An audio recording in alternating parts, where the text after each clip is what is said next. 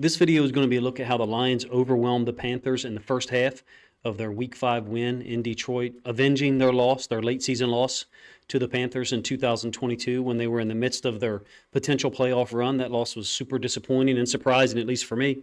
But on Sunday, they overwhelmed the Panthers in the first half. Multiple guys making plays offensively and defensively when they were missing Jahmyr Gibbs, Brian Branch, Amon-Ra St. Brown. To have three players of that caliber, particularly St. Brown and Branch.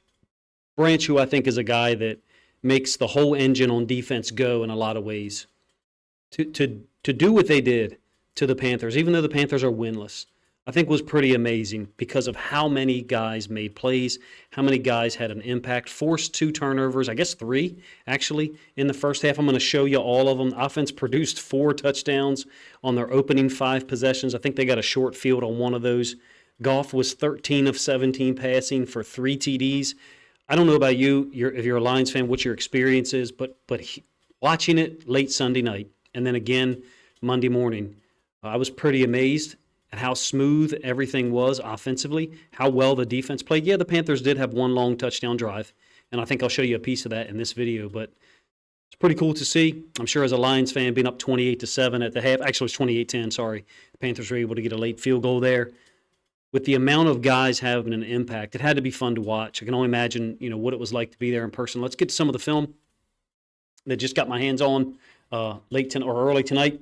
This is the Panthers' first drive, and how active Aiden Hutchinson was on this drive. Well, the whole first half, I thought, but involved in everything. This is Miles Sanders, right? It is a 6-yard gain, don't get me wrong, but Hutchinson is going to fold inside here after trying to reset the line of scrimmage, to reset the edge. You can see the referee's feet are on the 38 and how deep Hutchinson gets in the backfield, but he's not just blindly pass rushing. He's trying to reset the line of scrimmage and then folds back inside here on this boundary side run by Miles Sanders. Very next play is going to be a run to, I think, Laviska Shenault. Hutchinson is up on the top side. He goes inside of this jet sweep like actually what you're not supposed to do when your key, the tight end, tries to reach block you, tries to get to your outside. Hutchinson's on the left-hand side of the screen here, which is where he typically is. Hutchinson fakes like he's going outside. He's so smart to get the tight end to step further outside and open this gap up on the inside. It's kind of like one of those things, for me at least, what you're not supposed to do. But Hutchinson, with his large frame, size, and agility, is able to make it happen. 2-yard loss on a 1st and 10. The very next play after that 6-yard run by Miles Sanders. This seems to be disruptive in everything that he does. The effort and the pace. When I say the pace, what I mean is the pace of how active his hands are. Like a combat sports fighter who is constantly putting hands on people. It's a poor comparison here, but Nick or Nate Diaz is the guys that come to mind. Guys just continue to put hands on you, except Aiden Hutchinson is a fast twitch guy and a slow twitch guy at the same time, meaning fast twitch guys aren't supposed to be able to do what they do repeatedly for 60 minutes. That's a slow twitch guy, a long distance runner. Hutchinson seems to be a little bit of both. Not necessarily a quarterback pressure here, but he's definitely collapsing the pocket in here on Bryce Young's right side. Young ends up having to scramble outside, but I think Will Harris is in coverage. Hutchinson is, forcing the quarterback to throw the football. Successful first series for the Lions defense. Second possession, fast forwarding in gameplay here, I believe. This was a 3-play drive that was just chunks. Somewhat of a misstep there between Goff and Montgomery. You'll see it from the end zone angle. I'm not sure that this is planned. I did see the Lions do this twice last year. I actually talked about it in another video where the running back goes one way and Goff appears to be given the play action fake over here. Doesn't matter in terms of the result of the play.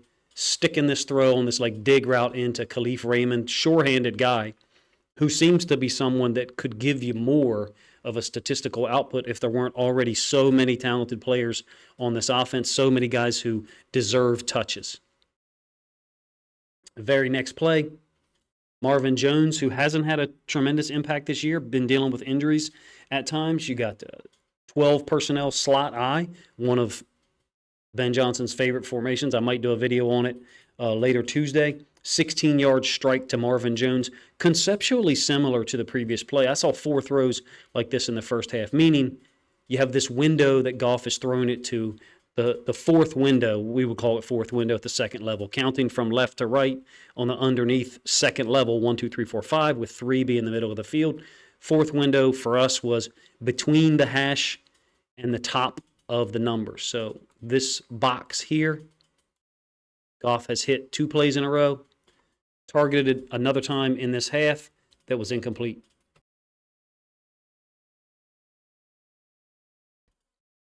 Third play on this drive is Montgomery. Kind of runs into the back of one of his blockers for a moment. 42-yard touchdown, showing his burst.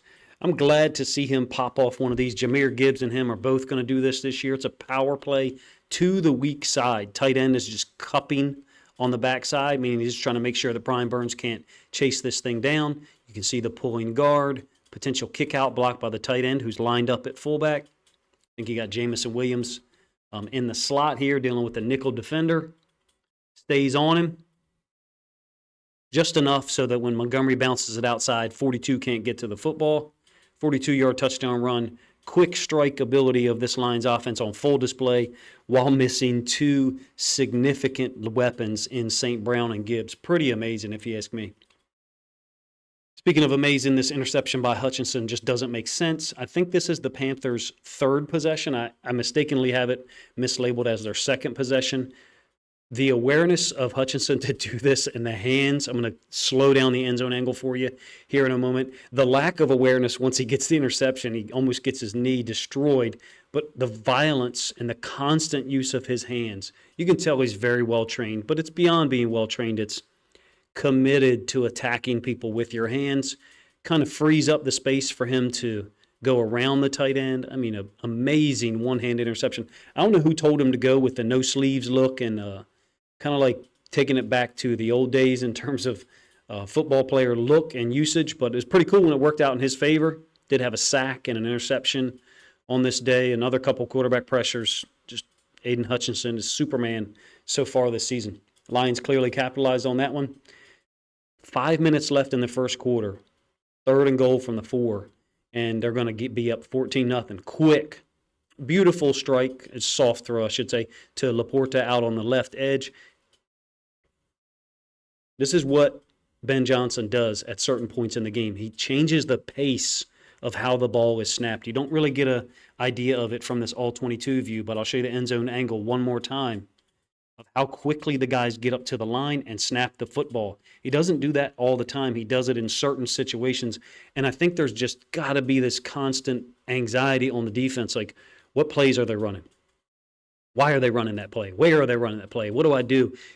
The speed, the varying speed of snapping the football and just getting to the line. Ben Johnson just seems to have this really natural understanding or natural control of that pace, of that speed to put the defense, in conflict. Panthers actually put together a touchdown drive, I believe, to cut it to 14-7. Hopefully I don't have my times wrong here. We should be 10 minutes left in the second quarter. A 4th and 4. The Lions have reached Panthers' possession. Again, I think it's 14-7 at this point. And you got a 3rd down incompletion to Laporta. Difficult pass because he's throwing it over the top of zone defenders. And then the ensuing 4th down pass, incomplete to Montgomery, who gets hammered out there in the flats. So the Panthers have scored to make it 14-7 and got to stop. And I think the very next play after that failed 4th down is going to be Aleem McNeil with the forced fumble, fighting off an offensive lineman. I'll show you who he is. It's going to be a little tough to catch. I probably should have slowed this one down too. But just so you know, to slow things down in the editing program means, a little bit more time spent producing it. I think this is McNeil right here, and I believe that's Bugs. I could be wrong on that second one. Forced fumble on Miles Sanders. Look at how he's fighting it off. The guy's got him hooked with his left arm. Not necessarily a hold. He's just fighting for position. McNeil has beat him across the front. And you're going to see his paw get in there and slap the ball out right here. Everyone kind of becomes aware of it, but no one can pick it up. Goes through Jerry Jacobs, maybe not through his legs, but right outside of him. Goes through a defender's legs, through Kirby Joseph's legs, and then Will Harris, who's playing in substitution for Brian Branch, is able to pick it up. Show it to you one more time. Maybe this view will give you an appreciation of where McNeil comes from, being as this fumble happens up here in this area. Long way to go for this defensive tackle, dealing with a blocker trying to get hands on him and expand him vertically and maybe get some, or excuse me, expand him horizontally and maybe get some vertical push on him as well. McNeil able to force the fumble. Just a swarm from this Lions team. When I watched this last night, I watched the Ravens game, unfortunately, Sunday afternoon live, and then I watched this one late while everybody else was asleep. Just the swarm in the first half was what was notable to me. So 14-7, the Lions actually converted a 4th and 1 and then a 3rd and 6 to get down here. This is a beautiful touchdown pass to Josh Reynolds, who's having a hell of a season so far. I'm going to do a film study video on him later tonight. He's been big on 3rd downs. Smooth guy, catching the ball in traffic. Here, getting his feet down. I didn't think his feet were down when I saw this live. Well, it wasn't live. I was watching the replay. But you can see clearly here from the end zone angle that his feet were. And Goff has to throw this ball over the top of a defender. Look at the lack of window that there is for him to throw it. But he trusts Josh Reynolds. I guess Dan Campbell called him a praying mantis because of how long he is, 6'4".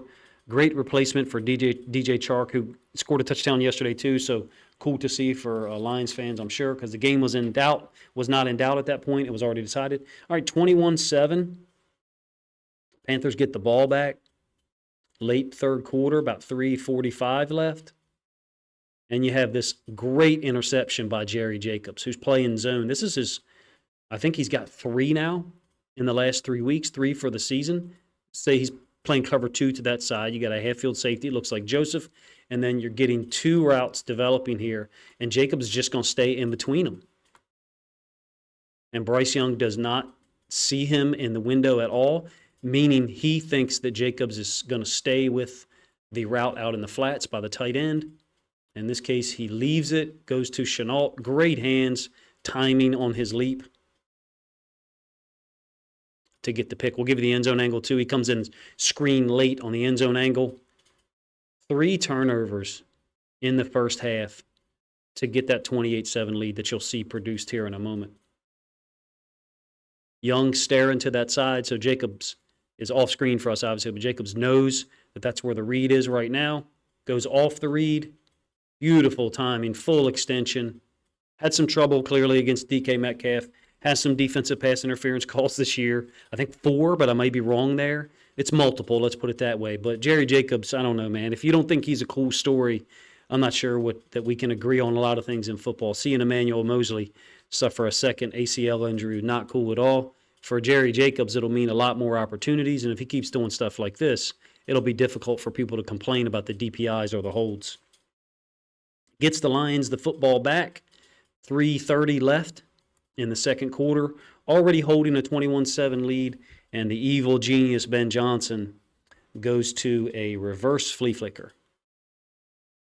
I'm going to slow it down when you get to end zone angle so you can see how many people touch the ball in the matter of about 4.5 seconds. Pretty unique, if you ask me. Kind of reminds me of the Harlem Globetrotters when they would do that stuff like the weave. You got the center touching the ball, 1. Goff, 2. Montgomery, 3. 4 is Raymond. Back to Goff, who technically is the 5th person to touch it here, I guess. I can't count the. And then to Laporta, kind of amazing that you would go to that play, number 1. Number 2, that the guys would execute it. And 5 different people touched the football. Technically it's 6, but Goff was 2 of them. I know that had to be a fun play for those guys to practice, and then to pull it off in a game. It really is a brilliant play. Khalif Raymond is a sure-handed guy, and then I love the added element of the guy, Khalif Raymond. Look, he's protecting the quarterback because clear it's a design play to go to Laporta because you got a clear out route here, just opening up that side of the field. Everyone on the Lions seems committed. They seem committed And the lack of ego, just from seeing it. Now, I don't watch press conferences and I don't listen to, commentary. I wish I could. In the offseason, I'll get time. But the lack of ego, I think I see a lack of ego on the field. That's being a little presumptuous of me, but certainly showed up on that play. Let me know if you watched the game live, what your thoughts were in that moment, and then what your thoughts were as Jacobs got the interceptions. Like, how many turnovers can you force? Just looking at the first half here, how the Lions swarmed them and went to 4-1. Amazing win. Doesn't erase the disappointing loss down in Carolina last year. Because if you have that one back, you're in the playoffs. Now, if you're in the playoffs, you maybe aren't drafting some of the guys that you got this year, which was an amazing draft, if you ask me, and an amazing job of the front office and coaches blending everything together, even when there's multiple injuries and guys out. You guys let me know what you think of the video, my first one of this week. It's a fun process to produce videos each week. Certainly going to be challenging because my Ravens lost the way they did, blowing the lead in Pittsburgh, but the Lions getting a win. Kudos to you guys, especially the way you did it in the first half. Let me know what you guys think of the video in the comment section. And if you think other Lions fans would enjoy this content, this look at how they blitzed the Panthers in the first 30 minutes, then please consider grabbing a link to this video, sharing it out on social media to help this content get more reach.